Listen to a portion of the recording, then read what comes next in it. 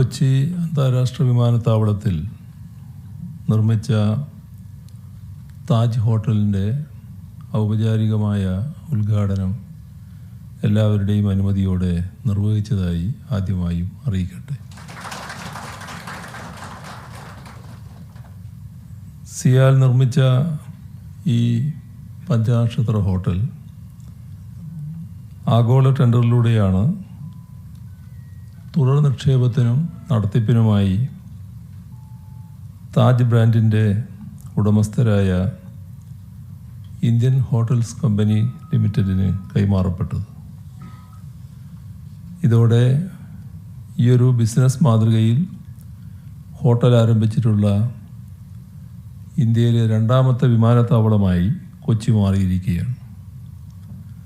ഇത് ഏറെ അഭിമാനകരമായ നിമിഷമാണ്. ടെർമിനലിനുള്ളിൽ തന്നെ കുറഞ്ഞ ചെലവിൽ ആഡംബര താമസ സൗകര്യം ഒരുക്കുക എന്ന ലക്ഷ്യത്തോടെ കഴിഞ്ഞ സെപ്റ്റംബറിൽ പണി കഴിപ്പിച്ച 0484 എയ്റോ ലോഞ്ച് വൻ വിജയമാണ്. 2 മാസം കൊണ്ട് 100% ബുക്കിംഗ് നേടാൻ എയ്റോ ലോഞ്ചിന് സാധിച്ചു. മാർക്കറ്റിനെക്കുറിച്ച് മികച്ച ഗവേഷണം നടത്തിയ ശേഷം ആസൂത്രണത്തോടെ ഒരു പദ്ധതി നടപ്പിലാക്കിയാൽ അത് വലിയ വിജയമാകും എന്നതിൻ്റെ ഉദാഹരണമാണ് aero launch. Art of affordable luxury എന്ന അതിൻ്റെ പരസ്യവാക്യം ഉപയോക്താക്കളിലേക്ക് കൃത്യമായി എത്തിച്ചേർന്നു. ഉൽപ്പന്നങ്ങളും സേവനങ്ങളും ജനങ്ങളിലേക്ക് എത്തിക്കാൻ പ്രൊഫഷണൽ മാർക്കറ്റിംഗ് വേണമെന്ന സിയാലിൻ്റെ സമീപനം മറ്റ് പൊതുമേഖലാ സ്ഥാപനങ്ങൾക്കും മാതൃകയാക്കാവുന്നതാണ്. നവമാധ്യമങ്ങൾ നമ്മുടെ ജീവിതത്തിൽ വളരെയധികം സ്വാധീനം ചെലുത്തുന്ന ഈ കാലഘട്ടത്തിൽ നമ്മൾ ജനങ്ങൾക്ക് നൽകുന്ന സേവനം മികച്ചതായതുകൊണ്ട് മാത്രം കാര്യമില്ല, അതേക്കുറിച്ച് ജനങ്ങളെ ബോധവൽക്കരിക്കാനും കഴിയണം.